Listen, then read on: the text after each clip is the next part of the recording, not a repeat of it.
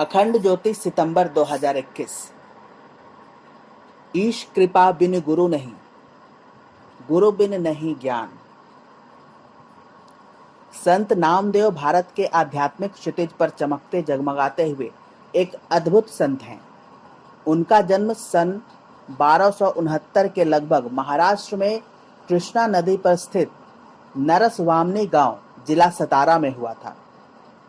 उनके माता पिता भगवान विट्ठल के उपासक थे। परिवार के आध्यात्मिक वातावरण व अपने मूल नैसर्गिक आध्यात्मिक संस्कारों के कारण नामदेव की धर्म अध्यात्म में गहरी अभिरुचि थी। वे भी बचपन से ही भगवान विट्ठल की पूजा, उपासना, भक्ति किया करते थे। नामदेव जी का परिवार बाद में पंढरपुर में आकर रहने लगा था। नामदेव 7 साल की उम्र में ही विट्ठल भगवान के भजन गाने लगे थे।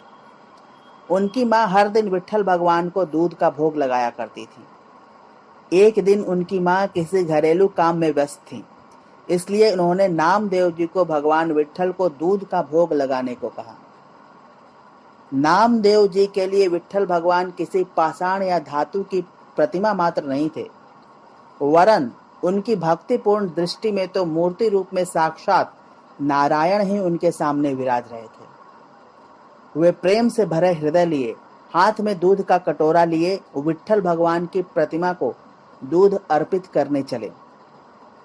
नामदेव जी ने भगवान की प्रतिमा को जैसे ही दूध अर्पण किया, वैसे ही उस प्रतिमा से नारायण विट्ठल भगवान ज्योतिर्मय रूप में प्रकट हो गए। उन्होंने प्रकट होकर नामदेव द्वारा अर्पित भोग को ग्रहण किया।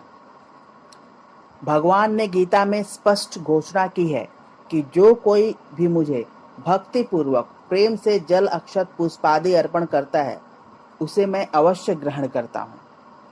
अपने दिए गए आश्वासन से भला प्रभु कैसे पीछे हट सकते थे। निश्चल, निष्कपट व प्रेम से भरे हृदय लिए नामदेव के प्रेम को वो कैसे अस्वीकार कर सकते थे। नामदेव जी ने खुश होकर जब यह वृत्तांत अपने माता पिता को सुनाया, तो वे भी अपने पुत्र की सच्ची भगवत भक्ति और उसकी निष्कपट, निश्चल, निष्काम भक्ति को प्रभु द्वारा स्वीकार किए जाने पर आनंदित हुए, आह्लादित हुए, प्रफुल्लित हुए।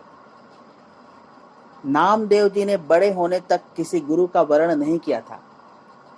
कई संत उन्हें किसी को गुरु रूप में वर्ण करने की सलाह देते, पर नामदेव जी विट्ठल भगवान की प्रतिमा के समक्ष जाकर कहते, प्रभु मुझे आपके दर्शन हो ही गए, तो मुझे गुरु की क्या जरूरत है।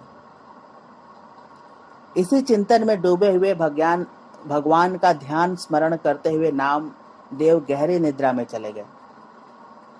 भगवान विट्ठल उनके स्वप्न में प्रकट हुए और बोले, वत्स, तुम्हें भले ही मेरा दर्शन प्राप्त हुआ है, पर जब तक तुम किसी सद्गुरु को वर्ण नहीं कर लेते, तब तक तुम तत्वतः मेरे वास्तविक स्वरूप को नहीं पहचान सकते। नामदेव जी कहने लगे, प्रभु मैं तो आपको कहीं भी पहचान सकता हूँ। इस पर भगवान ने नामदेव से कहा, आज मैं तेरे आगे निकल कर जाऊंगा, तू मुझे पहचान सके तो पहचान लेना। भगवान एक घुड़सवार के रूप में नामदेव के आगे से गुजरे तो नामदेव भगवान को पहचान न सके। इस पर नामदेव जी गुरु करने को मान गए। भगवान ने उन्हें विसोबा खेचर को गुरु रूप में वर्ण करने को कहा। नामदेव जी ने ऐसा ही किया। गुरु की कृपा से, गुरु के मार्गदर्शन से नामदेव की भगवत भक्ति, साधना, तपस्या, उपासना प्रगाढ़ होती गई। जिन भगवान नारायण को, विट्ठल भगवान को वे सिर्फ मूर्तियों में देखते थे, उन्हें वे यत्र तत्र सर्वत्र देखने लगे। वे भगवान के सर्वव्यापी, सर्वशक्तिमान स्वरूप की पल पल अनुभूति करने लगे। वे भगवान को सभी जीवों में देखने लगे।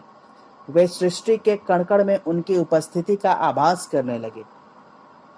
सचमुच यदि साधक में सच्ची पात्रता हो, सच्ची श्रद्धा हो, सच्ची भक्ति हो, तो स्वयं नारायण भी सद्गुरु के माध्यम से उन्हें अपने वास्तविक स्वरूप का परिचय करवाते हैं और भगवत तत्व का बोध प्रदान करते हैं। धन्य है ऐसी श्रद्धा, धन्य है ऐसी भक्ति, धन्य है सद्गुरु की कृपा, सद्गुरु का मार्गदर्शन। ठीक ही तो कहा गया है, ईश कृपा बिनु गुरु नहीं, गुरु बिनु नहीं ज्ञान, ज्ञान बिना आत्मा नहीं, गा वही वेद पुराण। अर्थात ईश्वर की कृपा के बिना सद्गुरु की प्राप्ति नहीं होती, बिना सद्गुरु के सत्य ज्ञान की प्राप्ति नहीं होती, और बिना उस सत्य ज्ञान के साधक आत्मा व परमात्मा के वास्तविक स्वरूप को नहीं जान पाता।